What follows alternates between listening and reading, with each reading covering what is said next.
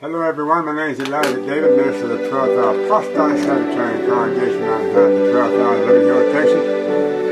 Today is September 17, 2013, it is Tishri 13, 2017. We will start our first service today with a song entitled Marching to Zion.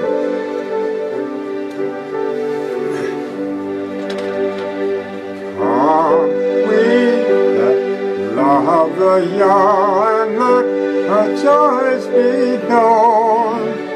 Join in a song with a sweet accord. Join in a song with a sweet accord.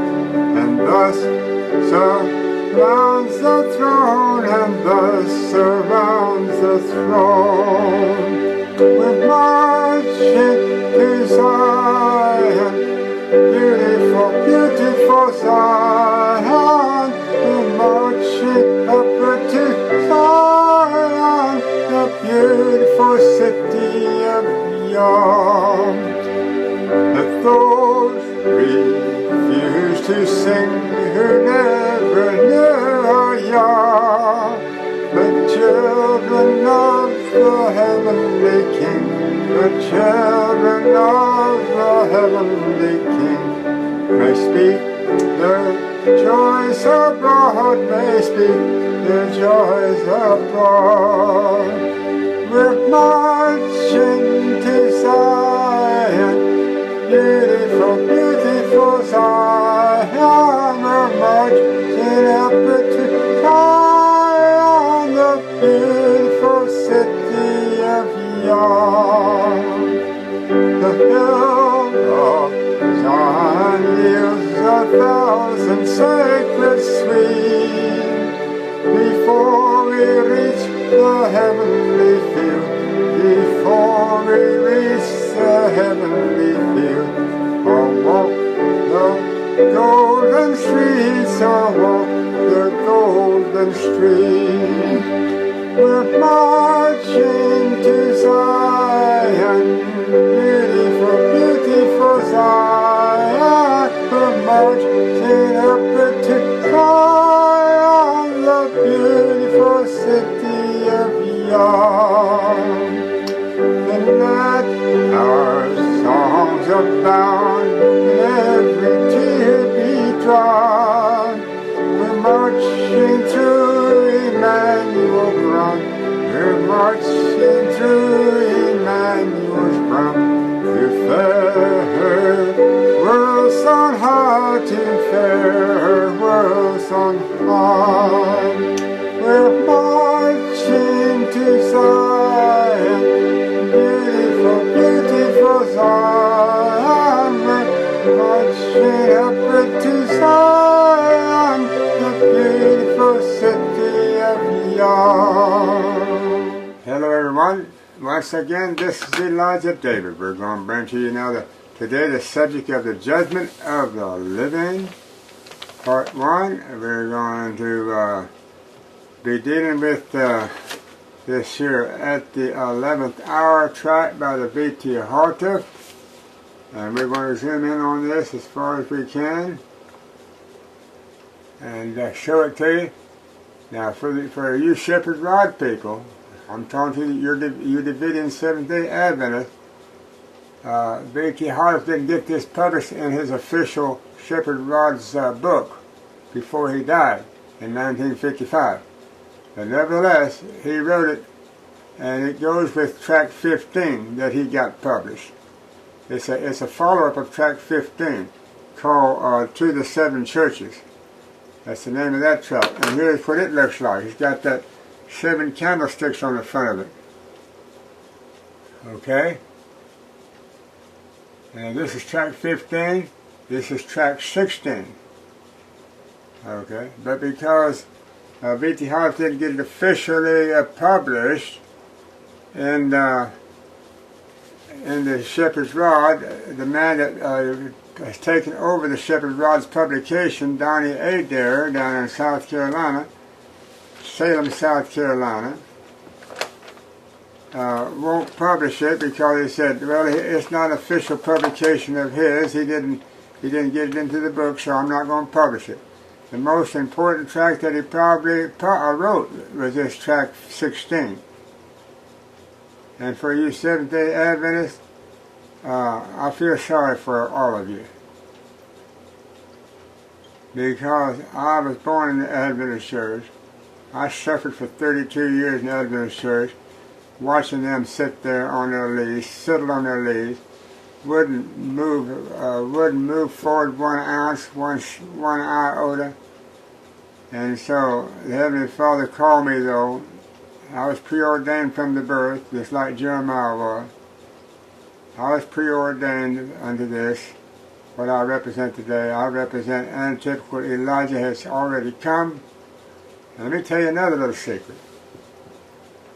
I was officially called in 1970 by the Spirit of Yahweh.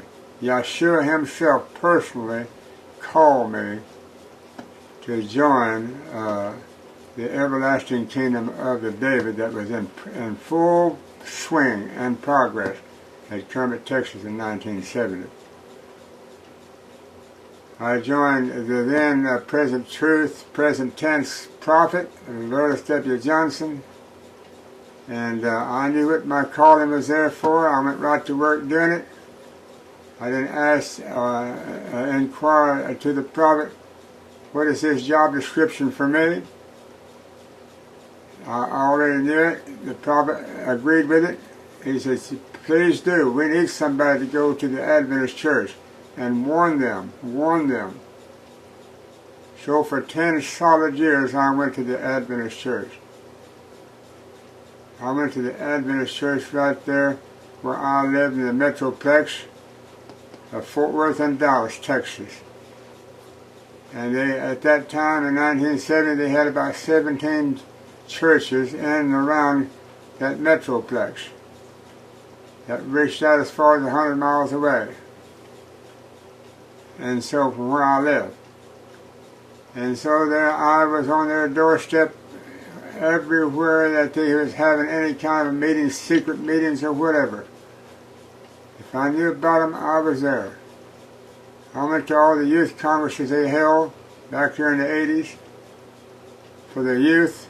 They had 5 different youth congresses that they held in 5 different cities here in Texas. And I went to all of them. And hand out literature and witness to the general conference leaders, and anybody that showed up, I witnessed to them. Presidents of the general conference, the whole president, I witnessed to him. And at one time, I witnessed to all of them. And so what I'm telling you right now, it didn't do them a bit of good as far as I could tell at the time. Okay. That's enough said on that. I want to get right on into our study. We're going to do, at the 11th hour, Judgment of the Living. We may not finish it all. And then I'm going to come back and do tract 15, 7 candlesticks for the, my title will be For the 7 Churches. Judgment of the Dead and the Living. In the 12th parabolic hour, we're dealing with the judgment of the dead and the judgment of the living. But we're going to have the judgment of the on the dead. They're going to be resurrected, and they've already had their records investigated. They've already been cleared for eternal life. But they have to be resurrected to join the land of the living saints. Because that's what will make up the whole house of Israel when you resurrect all of those. After Israel came on the scene in 1500 BC with Moses. You're going to have to resurrect all the righteous that went into their graves, clear up to now, to make up the whole house of Israel. And you can go read Ezekiel 37. For the fulfillment of what I just said. Okay. Having said that, now we're going to get into Mount Zion at the 11th hour. Now I'm going to do this one. Mount Zion at the 11th hour. And then I'm going to show you where the 11th, Mount Zion at the 11th hour was Kermit, Texas, Gilead Center. That was Mount Zion at the 11th hour. And now I'm going to show you where it made its transition from Mount Zion at the 11th hour onto the Mount Zion in the 12th parabolic hour. Notice I said Mount Zion in the 12th parabolic hour. That's where we're at today, folks. That's what you will see on this chart that I have upgraded here. You will see Mount Zion in the 12th parabolic hour right down at the bottom of that chart. Okay. Okay, that's about 10 minutes worth there. We're going to start with page 1 on this track by the V.T. Hollis that never got published for the Davidians.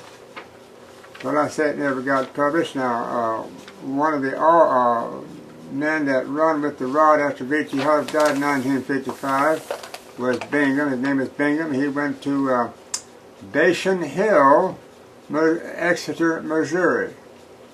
And he set up him a publishing association up there. And he published this tract. He published this tract, and then I believe it was republished by Ben Roden, the successor of V.T. Hollis later on.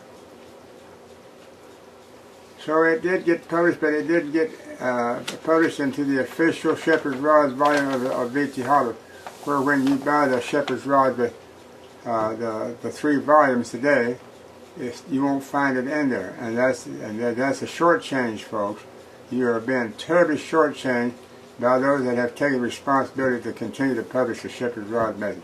Having said all that, I am going to now start with our subject today. We're going to start with 1 Peter, and we're going to read the whole chapter.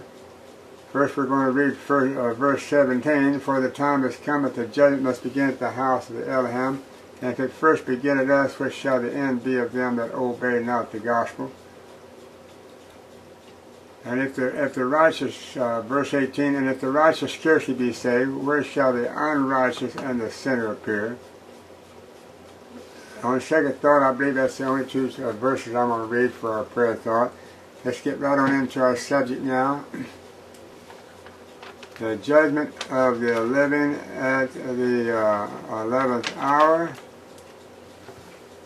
Now, this is interesting, because the judgment of the living didn't begin at the beginning of the 11th hour, as you see right here in 1970.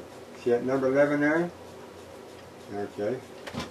It did not begin. Now notice, folks, that I have modified this chart, V.T. Hollis chart. And I'm going to set it to where you can really see it. Now, I've modified this chart. The shorthand used to be on 12. And the 12 used to be right here on this 1. I've moved all the numbers back by 1. You always start with 1. I don't care what you start with. Anything starts with 1. Okay. So I put the shorthand back here on 11. And the long hand here is on 1. Now this is 11 o'clock. Okay. Now my other chart back there shows the shorthand on 11 here in the place of 12, and the long hand on 1 showing, and V.T. Hollis called that the 11 o'clock. But now we're looking at the true 11 o'clock, and so when you see it like this, there's 2 hours before sundown. When you have 11 o'clock strikes, it's 2 hours before sundown. The 11th hour to the 12th, the 12th hour to the 1 makes it 2 hours. And then the sun goes down. So this is where we're at, folks, is we're going to correct this time table that the man of sin thought to change times in law. He thought to change, but that is impossible to do. But he only thought to do it, wishing that he could. Well, he's done a lot of damage having done that.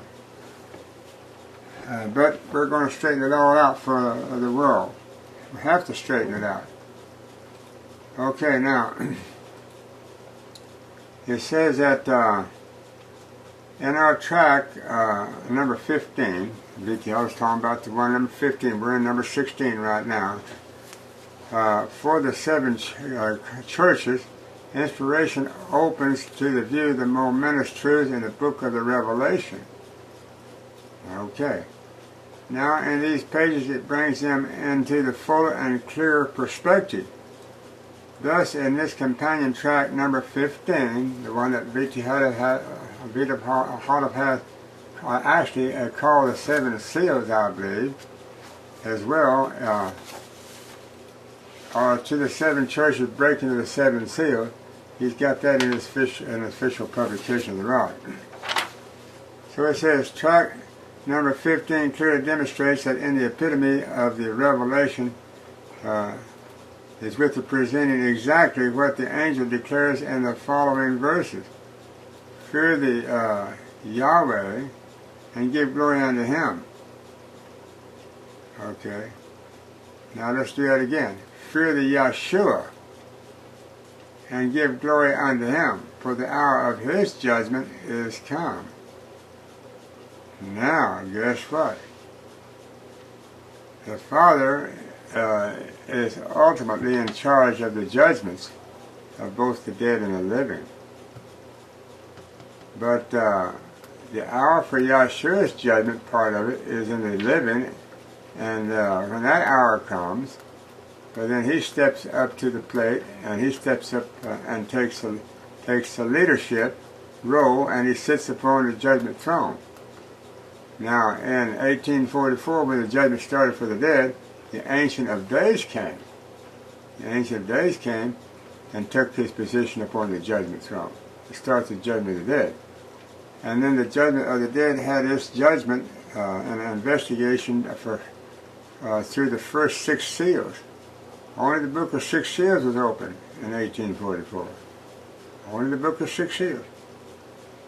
And we can confirm that right here in this tract to the 7 churches by V.T. Harder, and rightfully so. The 6 seals were open in 1844, and the Ancient of Days come and did sit. Now, in Daniel 7, it talks about the Yahshua coming after the Ancient of Days came and did sit in Daniel 7, 9, and 10. And then in Daniel 7, 13, then it says Yahshua came. Okay. And it said he came to the Ancient of Days. Well, there's 2 different judgments in it. Daniel 7, 9, and 10 is the judgment of the dead, with both the Father and the Son being on the scene. Okay. And then in 2002, we start the judgment of the living, and the Father and the Son is again on the scene. Okay. It's Kermit, Texas, 2002. But then was the 7th seal open. Yahshua took the book of the 7 seals, and he opened that 7th seal in 2002. Revelation 8, chapter 8. Okay, now it says, for the Revelation presents exactly what the angel declares in the following verses. Fear the Yahshua and give glory unto him, for the hour of his judgment is come. Okay, and the hour of his judgment was at 2002, starting at the Passover. For in the 1 hour is thy judgments come, Revelation 18:10. Now it says, parentheses, Babylon's judgment is come. Okay. Well, V.T. Harris inserted that word Babylon in there. But actually, the judgment that started in 2002, starts the judgment of the living, was to start with the ancient men before the house. That's what I read to you just now, just a little bit ago, was 1 Peter 4:17, for the time has come that the judgment must begin at the house of the Yahweh Elohim. If it first begin at us, what shall the end be of them that obey not the gospel of the Yahshua, or faith in the blood of the Yahshua is the same thing as the gospel. If the righteous scarcely be saved, where shall the unrighteous and the sinner appear? Now this is so everlastingly interesting that when the Holy Spirit drew me to this track 16 yesterday, I was just overwhelmed with that first page. Let's go ahead and read it, and I'll show you why I was overwhelmed with it. So now I know that in the 1 hour Babylon's judgment is come, and it comes in this same hour that we're in right now. But the judgment has to come first to the ancient men before the house. Starts with them, and it goes through the city. Ezekiel 9 has to take place first, before Revelation 17, for the judgment of Babylon can take place. So B.T. Harloff is a little bit premature here when he says that Babylon's judgment is come when you start the judgment of the living. No. The Seventh-day Adventist Church judgment has come. Now they're having to stand before the judgment bar. Okay. So it says, and for in the 1 hour is thy Seventh-day Adventist, and Davidian Seventh-day Adventist, and Branch Davidian Seventh-day Adventist, that's Kermit, Texas from 1970 to 2003, is thy judgment come. That's where it started at, with the angel before the house, Rhodes Johnson, Kermit, Texas, 2002. That's where it started. And so he says that that's found in Revelation 14:7. Well, you know what that Revelation 14:7 is. That's the three angels' messages being mentioned there between Revelation 14:6 through 10. That's the three angels. And then you start with verse 14 on through that chapter of Revelation, and you'll find the other two angels come in there, the fourth and the fifth angel. And Sister White says those are the angels, I say that those are the angels for the judgment of the living that came on the scene in 2002, and the three angels' messages came on the scene in 1844. Three angels' messages is for the judgment of the dead. The two angels, the fourth and fifth, is for the judgment of the living. And you have to connect the three angels up with the two angels to make it a fivefold message. Okay? Now it's this fivefold message that I'm using today to support the truth here in this 12th hour. I have to use this five angels' messages. I have to teach the first three because the fourth and the fifth repeats the first three in the judgment of living. So now he says in Revelation 18:10, Revelation 20 verse 4, I saw thrones and they sat upon them, and judgment was given unto them.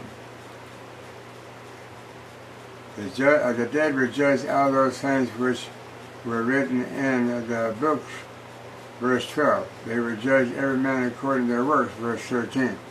And whosoever was not found written in the book of life was cast into the lake of fire, verse 15. Now, we have something here that we need to clear up. This here, Revelation 20, verse 4, when you read the whole 20th chapter of Revelation, it's dealing with after the millennium, the judgment. It's dealing with the judgment during the millennium and the judgment after the millennium. But B.T. Harloff ties it in with the judgment before the millennium, and the way he explains it here. And the only way you do that, you have to tie that in with Daniel 7 prophecy, where it says the time came that the saints possessed the kingdom. And that's in Daniel 7:22, and then it says in Daniel 7:26 to execute judgment and justice upon says to take away his dominion and destroy it until the end, consume and destroy it until the end. And it says, the time came that the saints possessed the kingdom and judgment was given unto the saints of the Most High, and the time came that they possessed the kingdom. And it's to take away Satan's dominion until the time of the end, or clear through the end. Okay, so we're going to tie that judgment in with Revelation 20 verse 4. And you know, B.T. House may have very well done this already here in this here book, to track 15 for the 7 churches. Right there on page 12 of his track, he did a juxtaposition of what Daniel saw in vision and what John the Revelator saw in vision, and he correlated them together to correspond together. Now, Daniel says in Daniel 7, I beheld till the thrones were cast down, verse 9. And then he goes across the page and he says the juxtaposition of that verse in in the Revelation is, and I saw thrones, Revelation 20 verse 4. But the thrones in Daniel 7 that were placed around was thought the judgment of the dead in 1844. But this thrones right here that they sit upon is during the millennium of Revelation 20 verse 4. So we have a little confusion there, folks, but we're going to straighten it out, because I believe that the judgment did start in 1844, and I believe it was for one purpose, and that is to consume and destroy Satan with his government rule, his new world order rule with the beast, and that includes taking away the beast and that woman that rides on the beast in Revelation 7.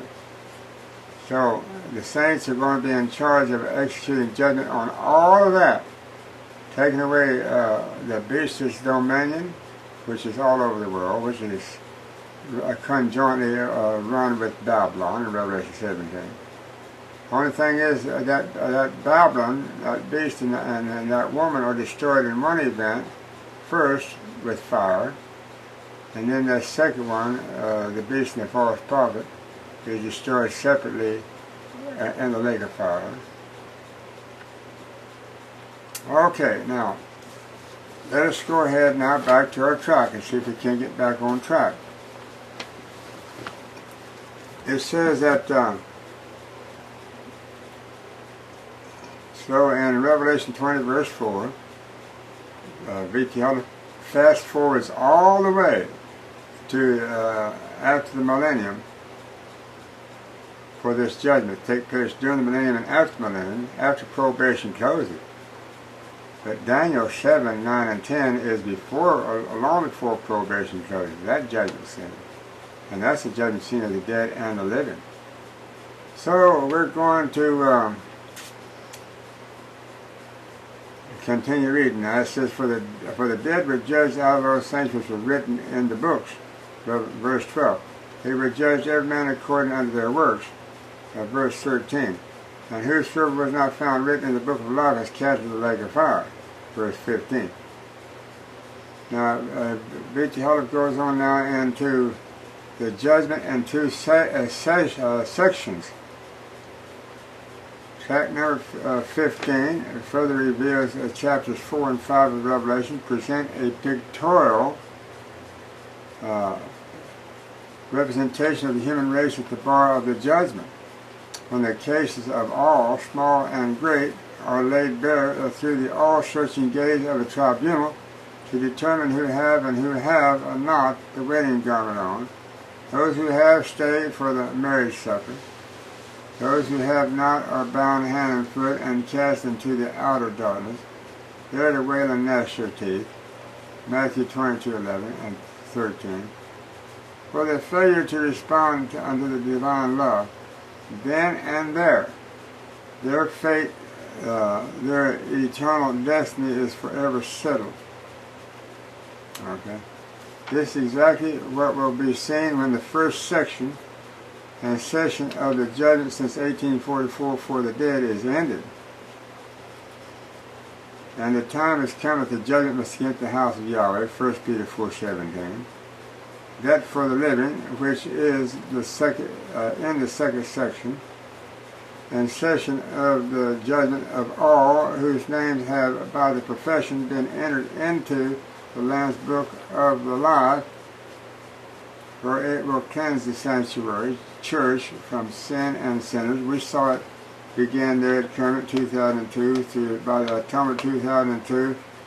Gilead sinner had been completely separated between the saints and sinners. No longer will the tares be left among the wheat, Matthew 13:30.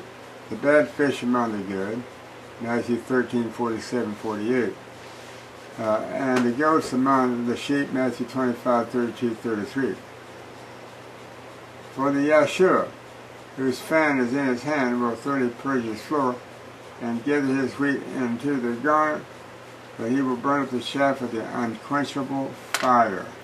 Okay, now let's continue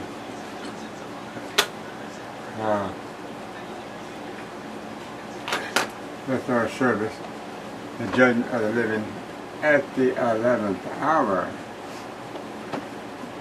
Now, in that case, it would be at this hour in 1970. Okay. There's a judgment at the 11th hour. There's a judgment at the end of the 11th hour, here at number 12, where 12 begins. Okay, now, I know because I was there in 1970, and that was a judgment scene for the obedient Seventh-day Adventists. B.T. Hollis died in 1955, that he left behind the shepherd's rod. Now we had 3 feeding pastures for the Adventists. Okay. And the first feeding pasture was Bashan for the Seventh-day Adventists. Now keep in mind that we're in the judgment period. And it's called the first phase of judgment of the dead. Daniel 7, 9, 10, 11. And that started in 1844 with the cleansing of the sanctuary, Daniel 8, 14. And William Miller brought the announcement of the beginning of that judgment for the Seventh-day Adventists.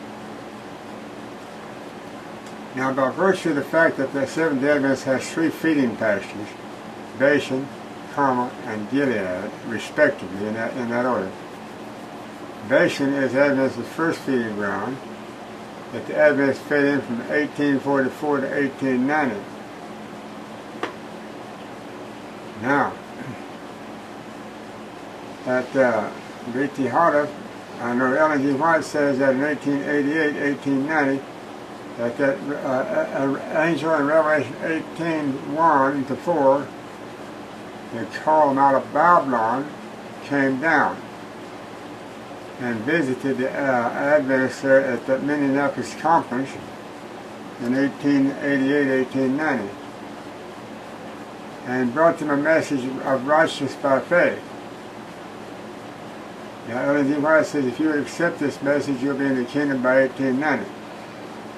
She told them about that in about 1888. Well, we know the story that a nucleus, a remnant, that's a part of the ever-living congregation, the ever-living church, this ever-living woman, they stayed with Ellen G. White by virtue of staying with Ellen G. White, meaning that they accepted that message of Jones and Wagner that they brought, of righteousness by faith. They didn't understand it in its entirety, but they accepted it. That's the nucleus of what went through the 40-year wilderness wandering after that from 1890 to 1930 for the purification of the house of Judah, house of David. So, if that be the case, then the first feeding pasture Bashan had a judgment. Those that accepted the truth went on and lived on until the next truth opened up, until the next feeding pasture opened up. And that was Mount Carmel. again, the shepherd rod by B.T. Holland in 1930.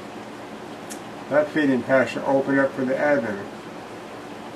Only those that had continued on walking in the truth day by day, accepting every new ray of light, had continued on with Ellen G. White until she died, and then those Adventists that continued on with Taylor G. Bunch, that took the lead from her after she died, and then M.L. Andreessen, another stalwart in the Adventist ministry, come forward at the closing of that 40-year period for the spiritual fast for Judah, Ezekiel 4 bearing that out.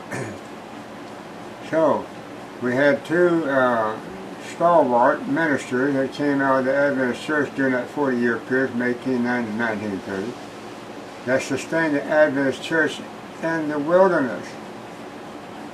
Well, Ellen G. White told him in 1890 that until you make use of the light already given you, there'll not be another ray of new light come from my pen. And sure enough it didn't. But those that accepted that message in 1890 continued on through that 40-year period of wilderness wandering with Taylor G. Bunch as their leader, an Adventist. So in other words, probation didn't close for them. But those that rejected Jones and Ryder's message, they met their judgment day. And they were forever lost, those that rejected that message in the Adventist world. And most of them rejected it. So that's why Bashan dried up. The sheep in the pasture would not eat of the present truth coming to them, so the pasture dried up. Now we had judgment in 1930, coming out of the wilderness of wandering. And what wilderness was that they were in wandering at? The wilderness of Midian. That's the same wilderness that Moses went into for his second 40-year period time of his life. When he fled from Pharaoh and went into the wilderness of Midian and herded sheep for 40 years. Okay. Adventists went into the antitypical wilderness wandering for 40 years with Moses in the antitype from 1890 to 1930. Now we have 1930 comes on, and we have the house of Judah now emerging as a sanctified church, because she just come off a 40-year spiritual fast, purified herself. Now she's got a pure doctrine called Hear ye the rod and who hath appointed? Micah 6:9. Says a man crieth unto the city. It says the Yahweh's voice, the Yahshua's voice crieth unto the city. The Adventist church. And the man of wisdom shall see thy name. Hear ye the rod and who hath appointed? So B.T. Holland the man of the hour. He was the man that had the wisdom. He's the man that saw the rod. And so Yahshua pointed the rod message and a second feeding pasture unto him. And all those that had wandered in the wilderness with Taylor G. Bunch and M.L. Andreessen from 1890 to 1930 passed in under the rod and into the bond of the covenant of the Mount Carmel feeding pasture. So this passing under the rod can only take place after the rod comes into existence for the Adventists. And remember, these are Adventists that are required to come under the rod. Alright. So, Mount Carmel, Shepherd Rod at 1930, they said 1970, it had a 40-year period. Had two different main leaders during that 40-year period, as B.T. Holland and Ben Roden. One succeeded the other. Ben Roden succeeded B.T. Holland, and is supposed to teach the same thing, only the unfolding of the scroll. That was unfolded to B.T. Holland when he died. Except that didn't happen. So we had a prophet and a false messenger at the closing out of the rod period in 1970. That was Ben Roden, and so consequently he couldn't deliver his branch up to the victory, and so he fell by the wayside. Okay, so judgment then came to whose house? The house of Ben Roden. The house that Ben Roden built.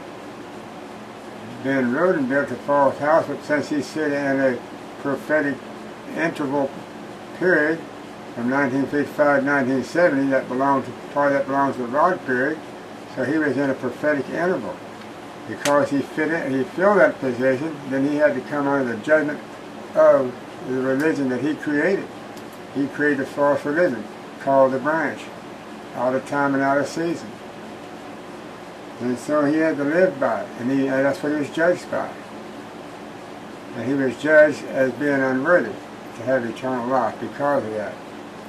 And so judgment closed for him in the house of Ben Roden, and it also closed for the whole Davidian world, the shepherd rod world. Because Ben Roden was the last appointed messenger over that candlestick to rule over the rod, period, the shepherd rod.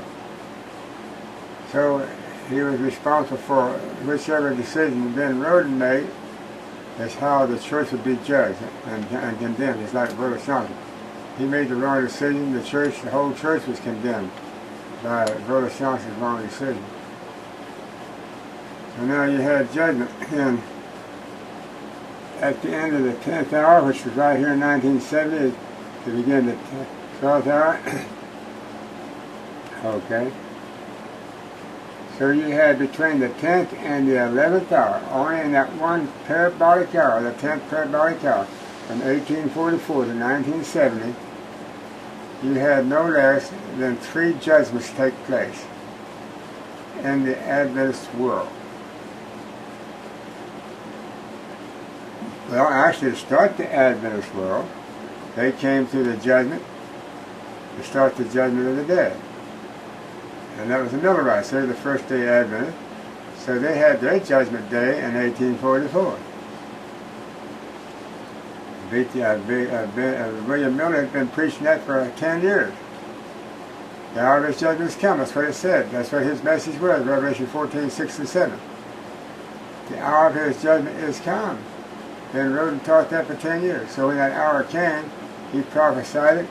And then when he saw that it wasn't going to fulfill the way he had preached it, then he turned back and turned back from it. Of course, we are told that the angels guard his dust, and he will come forth in the resurrection of the righteous. I hope and pray so. But all those that didn't stay with him, that went back out in their respective churches, apostatized, and their judgment came to an end. The judgment brought them to their probation code. So we had a judgment in 1844. Okay. And what was that judgment for? It was a judgment for the first day Adventists. Okay. Which was the Millerite movement from 1844. And they were of the Philadelphian church. So the Philadelphian church that had the 6 candlesticks, and we've shown you those candlesticks before, right here. Okay, so the 6th candlestick, William Miller, 1833, Philadelphia, first day Adventist, came under the first judgment, 1844.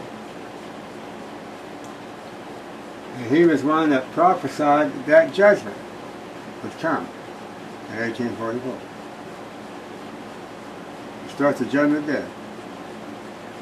And so, since he and his followers, the 50,000 followers, were alive, then whenever they didn't come to the judgment of 1844, they were judged under the living. They weren't judged under the dead. They were alive, and they were judged while they were living. So the plot thickens, folks. We know that probation closed on the 50,000 that turned back from following Yahshua. They lost him. They lost track of him. They thought he was coming to earth to appear in person to them, And all the time he went into the first apartment in the heavenly sanctuary, and into the first apartment was turned into one apartment, the holy and the most holy together, on the Day of Atonement, and that's where Yahshua went. Instead of coming to earth in person, he went to the most holy place in the heavenly sanctuary to blot out some sin, have some sins blotted out, to cleanse the sanctuary, and then start the judgment of the dead for the Seventh-day Adventist. Because the judgment for the Millerite, the Philadelphian church, the Millerite church, is already over.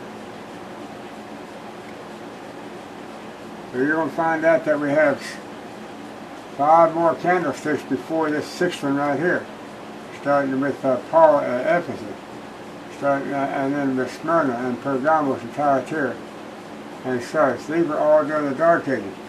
These churches also came to a judgment time in their time. And when they rejected the next message that came to them, then their candlestick came to an end.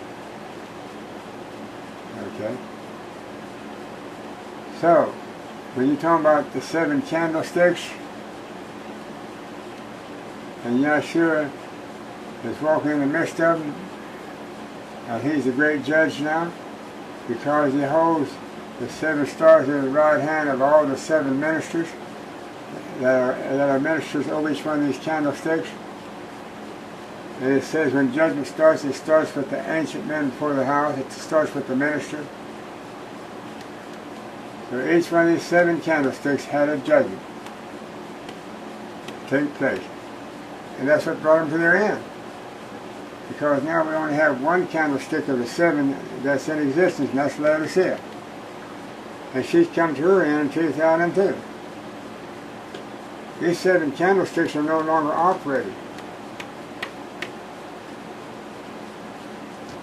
Okay? So where we're at, the only candlestick operating is that in Zechariah 4, with the golden bowl over the top of it. Okay? And the golden bowl represents this, all the spirit of prophecy.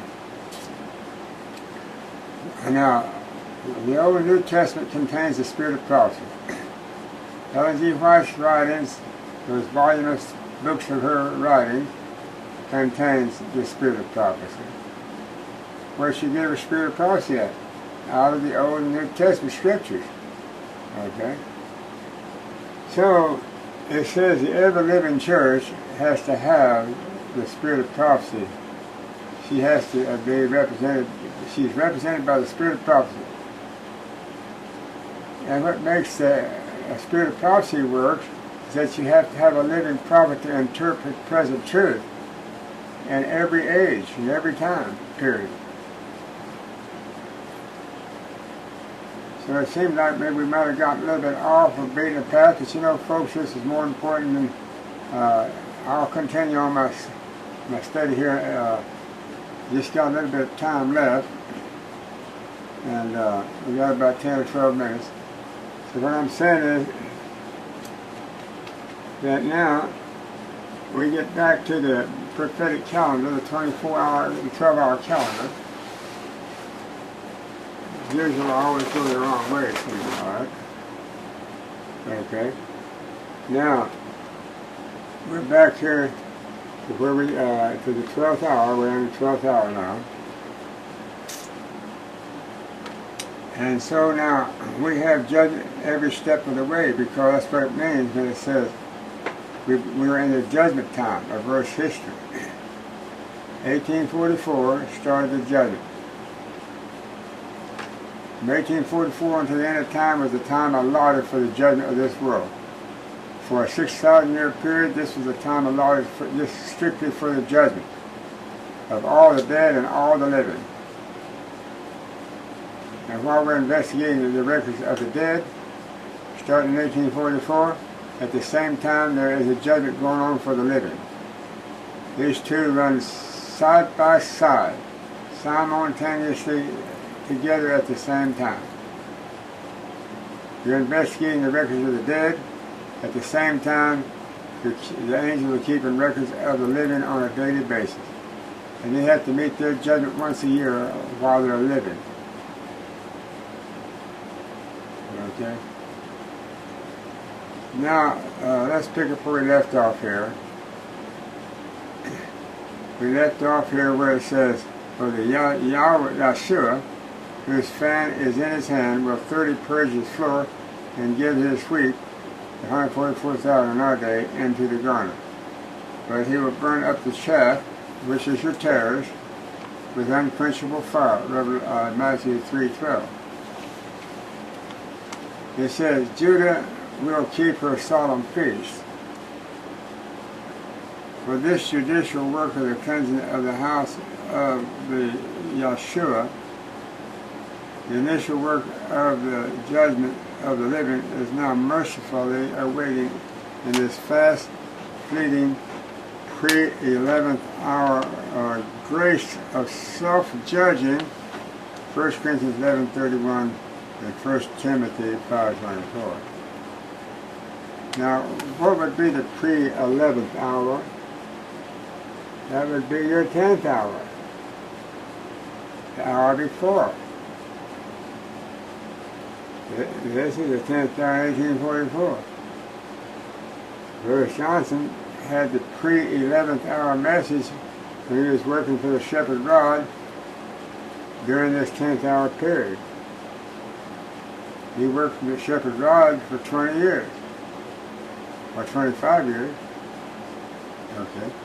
So Brother Johnson operated in the pre-11th hour. I didn't.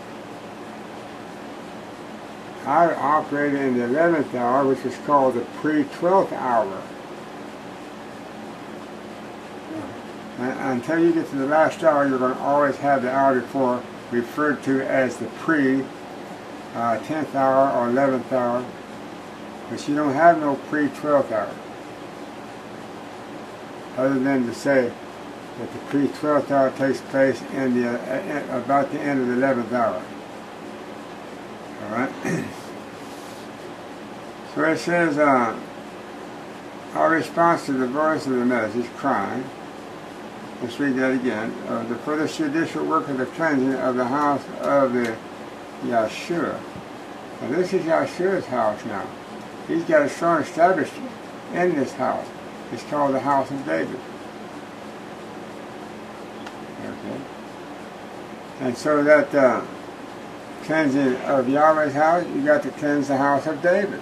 That's what we're in the process of doing right now. That's the first thing that has to be cleansed now. Then you got to bring forth a house of Israel with Judah and Benjamin intact, the whole 12 tribes. You got to do the same thing with them. Okay, so it says, for the judicial work of the cleansing of the house of the Yahshua, which would now be the house of David, with the initial work of the judgment of the living is now mercifully awaiting in this fast fleeting pre-11th hour of the grace of the self-judging, 1 Corinthians 11:31, 1 Timothy 5:24. Now, J.T. Hollis is saying that you're in a period, this pre 11th hour is a period of self-judging. So there you are, you're in the judgment. How do you self-judge? According to the law and the testimony. Anybody can self-judge if you want to be. Just go back to the law and testimony and do it according to that. Our response to the voice of the message crying, awake, awake, put on thy strength, O Zion, put on thy beautiful garments, O Jerusalem, the holy city, for henceforth there shall no more come into thee the uncircumcised and the unclean. Isaiah 52:1. Behold, upon the mountains the feet of him that bringeth good tidings, for this gospel of the kingdom, Matthew 24:14, our purified house of the Yahshua, that publishes peace, O Judah, keep thy solemn feast, perform thy vows, for the wicked shall no more pass through thee, he is utterly cut off. Nahum 1:15. B.T. Hollis and Brother Johnson's main theme was this scripture here. he preached that for 33 and a half years that I was with him, that we represented this people publishing peace. No, you can't publish peace until you publish and show how you completely get away with your sins, and make it mandatory that you have to be free from sin. Then you can be qualified to publish salvation. So then, because our lukewarm and neither cold nor hot, I will spew thee out of my mouth. Because thou sayest, I am rich and increasing goods, and have need of nothing, and knowest not that thou art wretched and miserable and poor and blind and naked. I counsel thee, buy me a gold tried in the fire, that thou mayest be rich, and a white raiment, that thou mayest be clothed, and that the shame of thy nakedness do not appear, and anoint thine eyes with the eye salve, that thou mayest see. As many as I love, I rebuke and chasten. Be zealous, therefore, and repent. Revelation 3:16 and 17. And it came to pass, and it shall come to pass at that time, that I will search Jerusalem with candles, and punish the men that are still on their leaves, that say in their heart, the Yahweh or Yahshua will not do good, neither will he do evil. Therefore their goods shall become a booty, and their houses a desolation. So now, where we're going to have houses to put the saints in, there's going to be more houses given up than houses retained in this. So it looks like we're going to have a lot of room. Not only that, it says their goods shall become a booty. In other words, their living quarters shall become free living quarters for the saints. And then they get all the furnishings and everything inside of those dwellings. In other words, they inherit a spoil because of their faithfulness. And their houses are desolation. There it is right there. So they're going to take over all the desolated houses. They shall also build houses, but not inhabit them. And they shall plant vineyards, but not drink the wine thereof. For the day of the Yahshua is near. It is near and hasteth greatly. Even the voice of the day of the Yahshua, even the voice. For the mighty man shall cry there bitterly, meaning the prophet, the leader. He's the one that's going to cry there bitterly. Zephaniah 1:12-14. This brings us close. Let's take this hour contact us at the 11th hour call. In a little while we're going home. Let us sing a song that will cheer us by the way. In a little while we're going home.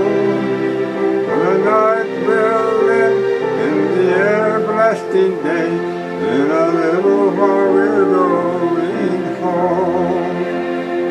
In a little while, we shall cross the billows foam. We shall meet at last when the stormy winds are past. In a little while we're going home. To do the work that our hearts may find to do. In a little while we're going home. And the grace of Yahweh, our daily strength renew. In a little while we're going home. In a little while, we shall cross the billows foam. We shall meet at last when the stormy winds are past. In a little while we're going home.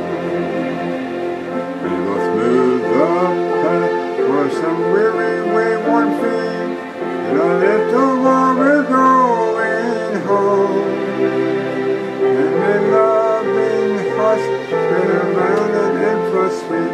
In a little while we're going home. In a little while, we shall cross the billow foam. We shall meet at last when the stormy winds are past. In a little while we're going home.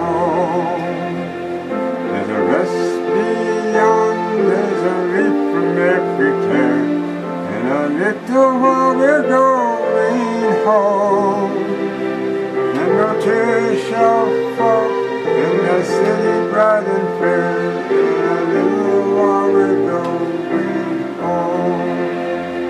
In a little while, in a little while.